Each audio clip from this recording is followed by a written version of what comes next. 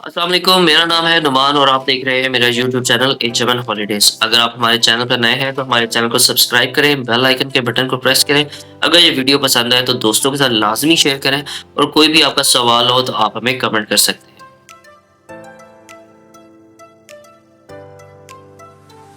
दोस्तों आज जिस टॉपिक पे हमने बात करनी है वो है यूरोप के केसेस के बारे में कि यूरोप के केसेस पाकिस्तान में किस एम्बेसी में जमा होते हैं, किस ड्रॉप बॉक्स में जमा होते हैं, क्या वो डायरेक्ट एम्बेसी में जमा होते हैं, क्या वो बीएलएस में जमा होते हैं या वीएफएस में जमा होते हैं। लोग अक्सर कंफ्यूज रहते हैं और बहुत सारे हमारे पास ऐसी भी कंप्लेंट्स आई हैं कि बेचारों की अपॉइंटमेंट डायरेक्ट एम्बेसी की थी और उनको किसी ने गाइड नहीं किया था और डायरेक्टली वीएफएस जेरिस के ऑफिस में चले गए, या जेरीज़ में उनकी अपॉइंटमेंट थी वो बीएलएस के ऑफिस में चले गए और बीएलएस में अपॉइंटमेंट थी तो वो जेरीज़ में चले गए। मतलब एक कन्फ्यूजन रहती है लोगों को।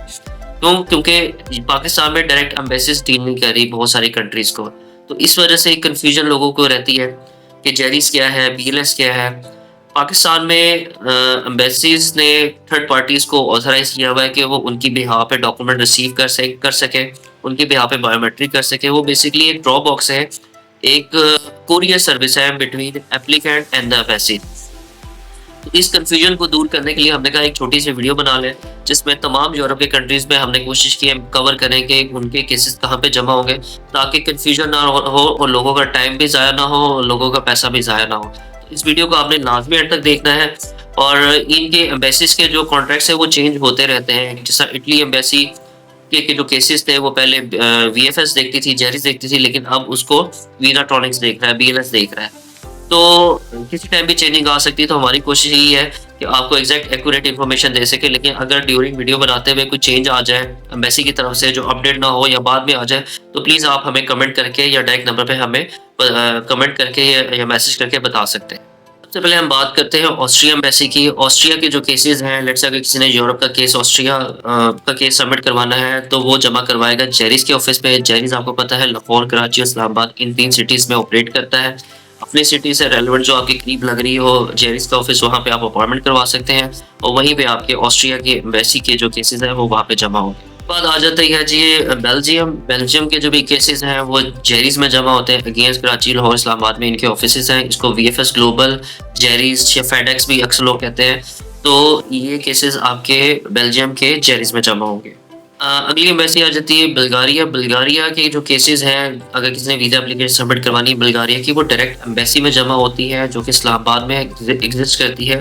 तो बुल्गारिया के केसेस जो हैं डायरेक्टली एम्बेसीज में जमा होंगे, इस्लामाबाद एम्बेसी। उसके बाद आ जाती है क्रोएशिया। क्रोएशिया भी यूरोप का स्टेट है और शेंजन में आता है, लेकिन उसकी एम्बेसी पाकिस्तान में नहीं है। जो नियरेस्ट कॉन्सुलेट लग रहा है जो ईरान में वाक़या है, तेहरान में।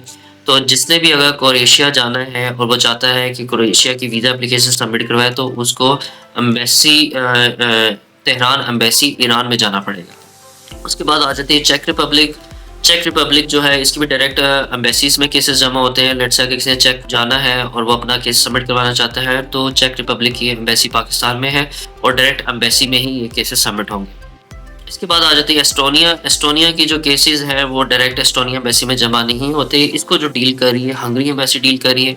हंगरी एम्बेसी इस्लामाबाद में एग्जिस्ट कर रही है और हंगरी एम्बेसी को ऑथराइज़ किया हुआ है एस्टोनिया ने कि वो एस्टोनिया की एप्लीकेशन जो है हंगरी एम्बेसी एक्सेप्ट कर सकती है। तो किसी ने भी अगर एस्टोनिया का केस जमा करवाना हो तो वो हंगरी एम्बेसी इस्लामाबाद डील उसको कर रही है।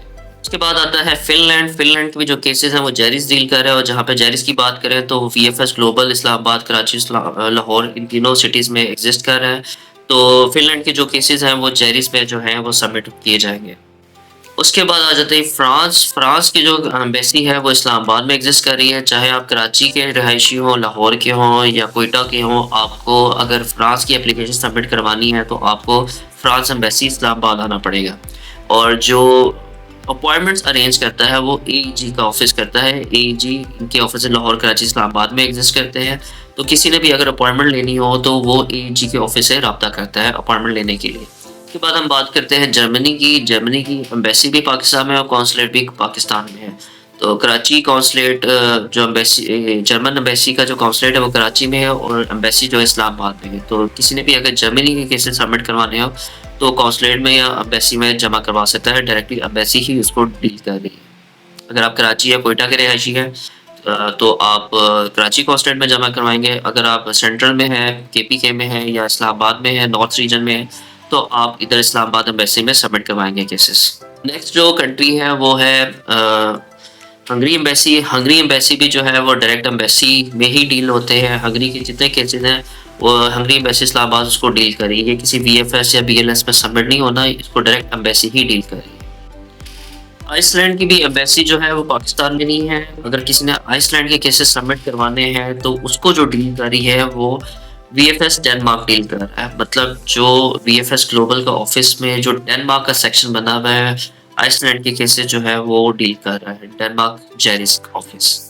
अगली सबसे मोस्ट डिमांडिंग जो कंट्री है वो है इटली। इटली की रिक्वेस्ट हमें बहुत ज़्यादा रिसीव होती हैं, क्योंकि इसकी वजह ये है कि इटली में लोगों का रुझान बहुत ज़्यादा है, चाहे टूरिस्ट हो, चाहे वर्क वीज़ा हो, चाहे लोग रीयूनियन केसेस हों। तो इस मैक्सिमम लोगों की इंक्वायरीज हमें जो रिसीव हो रही होती हैं वो इटली के पॉइंट ऑफ व्यू से है। इटली का मैं आपको बताता चलूँ कि पहले इटली के केसेस सबमिट होते थे जेरिस में, लेकिन कुछ अरसा पहले जो है इसका कॉन्ट्रैक्ट खत्म होके बीएलएस के पास चला गया है। बीएलएस भी जो है वो वर्ल्ड वाइड यूज़ होते हैं। ये एक बेसिकली थर्ड पार्टी है जो कि एम्बेसी के एप्लीकेंट के बिहाफ पे डॉक्यूमेंट सबमिट करती है और फिर एम्बेसी में जमा करवाती है। तो बीएलएस के भी जो ऑफिसेज हैं वो लाहौर, कराची और इस्लामाबाद में हैं। तो इटली के जो भी केसेस अब जमा होंगे वो बीएलएस के थ्रू ही जमा होंगे। अगला जो कंट्री है वो लैटविया। लैटविया भी शेंजन स्टेट में आता है और लैटविया की एम्बेसी पाकिस्तान में नहीं है। ना ही इसको जेरिस डील कर रहा है, ना ही इसको वीएफएस डील कर रहा है। लेकिन लैटविया ने जर्मन एम्बेसी को ऑथराइज किया हुआ है कि अगर किसी ने लैटविया आना है तो वो जर्मन एम्बेसी इस्लामाबाद में केसेस सबमिट करेगा। तो आपको कंफ्यूज होने की अब ज़रूरत नहीं है। अगर कोई लैटविया जाना चाहता है तो वो जर्मन एम्बेसी में उसके केसेस जो है सबमिट होंगे। अच्छा, अगला जो कंट्री है शेंजन का वो है लिechtenstein। ये स्विट्जरलैंड के साथ छोटा सा एक कंट्री है। ये भी शेंजन स्टेट में आता है और इसके जो केसेस हैं वो स्विट्जरलैंड देख रहा है। वीएफएस का जो सेक्शन है, वीएफएस जेरिस का जो स्विट्जरलैंड सेक्शन है, वो इस एम्बेसी को देख रहा है। तो अगर आपको नहीं समझ आ रही कि कहाँ पे जमा होना है, तो स्विस वीएफएस स्विट्जरलैंड का जो ड्रॉप बॉक्स है वो इसको डील कर रहा है। अगला जो कंट्री है वो है लग्जमबर्ग। और लग्जमबर्ग जो है शेंजन का स्टेट है। बहुत सारे लोग वहाँ पे जाना चाहते हैं, टूरिज्म पॉइंट ऑफ व्यू से भी, बिजनेस पॉइंट ऑफ व्यू से भी, वर्क के पॉइंट ऑफ व्यू से भी। तो आपको बताता चलूँ कि वीएफएस जेरिस जो है वो डील कर रहा है लाहौर, कराची, इस्लामाबाद, लग्जमबर्ग की एप्लीकेशंस को। नेक्स्ट है जी माल्टा कंट्री। माल्टा जो है ये भी शेंजन स्टेट में आता है, लेकिन इसकी ना एम्बेसी पाकिस्तान में है, ना इसको वीएफएस डील कर रहा है, ना इसको बीएलएस डील कर रहा है। इसको जो डील कर रहा है वो दुबई एम्बेसी डील कर रही है। दुबई में जो है माल्टा एम्बेसी दुबई। अगर किसी ने माल्टा की एप्लीकेशन सबमिट करवानी है तो वो सबसे पहले दुबई जाएगा, वहाँ पे एम्बेसी में जाके केसेस सबमिट करवाएगा। माल्टा के बाद बात करते हैं नीदरलैंड्स की। नीदरलैंड की एम्बेसी भी पाकिस्तान में नहीं है, लेकिन जो केसेस सबमिट होते हैं वो जेरिस वीएफएस में जमा होते हैं, चाहे लाहौर हो, कराची हो, इस्लामाबाद हो। और नीदरलैंड भी सबसे ज़्यादा हॉट डिमांडिंग है। उसकी वजह यह है कि इसकी visa ratio tourist point of view से काफ़ी अच्छी है बाकियों की निस्बत। तो हम भी अपने जो कस्टमर्स होते हैं जिनकी ट्रैवल हिस्ट्री अच्छी होती है और वो फर्स्ट टाइम शेंजन का अप्लाई करना चाहते हैं, तो हम उन्हें ये सजेशन देते हैं कि नीदरलैंड एम्बेसी के थ्रू अप्लाई करें, जो कि जेरिस में जमा होता है उसके केसेस। अगला कंट्री है नॉर्वे। नॉर्वे का भी जो केसेस हैं वो जेरिस में जमा होते हैं। इनके भी आपके लाहौर, कराची, इस्लामाबाद जो आपके करीब लग रही है जेरिस का ऑफिस, वहाँ से आप अपॉइंटमेंट पहले बुक करेंगे और फिर वहाँ पे जाके आपके केसेस सबमिट होंगे। उसके बाद हम बात करते हैं पोलैंड की। पोलैंड की जो एम्बेसी है वो पाकिस्तान में एग्जिस्ट करते हैं और इसके केसेस भी जो है डायरेक्टली इस्लामाबाद एम्बेसी में जमा होते हैं। पोलैंड एम्बेसी इस्लामाबाद में जमा होते हैं। इनकी अपॉइंटमेंट्स का बहुत ज़्यादा इशू चल रहा होता है। वीज़ा रेशो भी इनकी बहुत ज़्यादा स्ट्रिक्ट होती है। अक्सर लोगों के वर्क वीज़ाज आए हुए होते हैं, लेकिन इतनी आसानी से उनको वीज़ा नहीं मिलते। लेकिन चूँकि अभी हमसे बात कर रहे हैं कि कौन सा केस कहाँ पे जमा होना है, तो जो पोलैंड के जो केसेस हैं, चाहे वर्क वीज़ा हो, टूरिस्ट वीज़ा हो, स्टूडेंट वीज़ा हो, वो पोलैंड एम्बेसी इस्लामाबाद में डील होते हैं। नेक्स्ट जो है वो है रोमानिया। रोमानिया भी जो है वो जेरिस डील कर रहा है। VFS global Islamabad, Karachi, Lahore. अगर इन सिटीज़ के करीब अगर आप रहते हैं तो आप जो भी नियरेस्ट वीएफएस का ऑफिस है वहाँ पे रोमानिया के केसेस जो हैं सबमिट करवा सकते हैं। अगला है स्लोवेनिया और स्लोवाकिया। इनको हम एक ही में बता दें क्योंकि इन दोनों को जो है वो चेक रिपब्लिक एम्बेसी डील कर रही है। और जो स्लोवेनिया के केसेस हैं और स्लोवाकिया के जो केसेस हैं, दोनों चेक रिपब्लिक में जो है इनकी एप्लीकेशन सबमिट होंगी।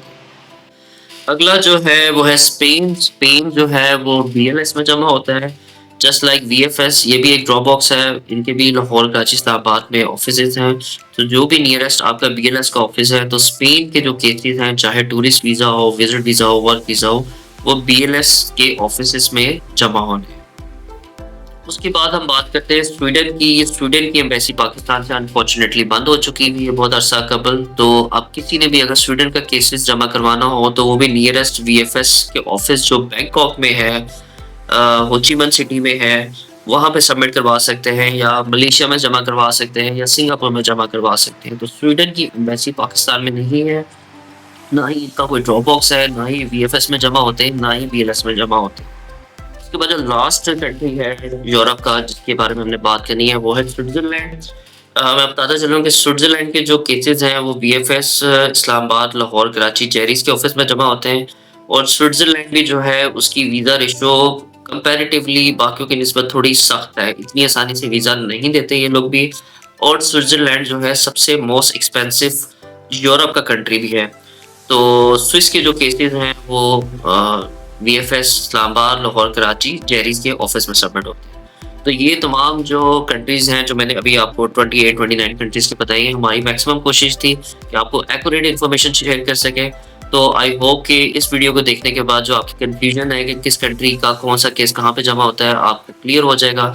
तो इसके अलावा भी कोई भी इन्फॉर्मेशन आपको चाहिए हो रिगार्डिंग अपॉइंटमेंट्स के हवाले से, या वीज़ा एप्लीकेशन के हवाले से, या आपको कवर लेटर में कोई मसला आ रहा है, या आपको होटल बुकिंग चाहिए, या आइटनरी चाहिए, या डे वाइज़ टूर प्लान चाहिए, तो आप हमें कॉन्टैक्ट कर सकते हैं। हमारा कॉन्टैक्ट नंबर है 0313212202।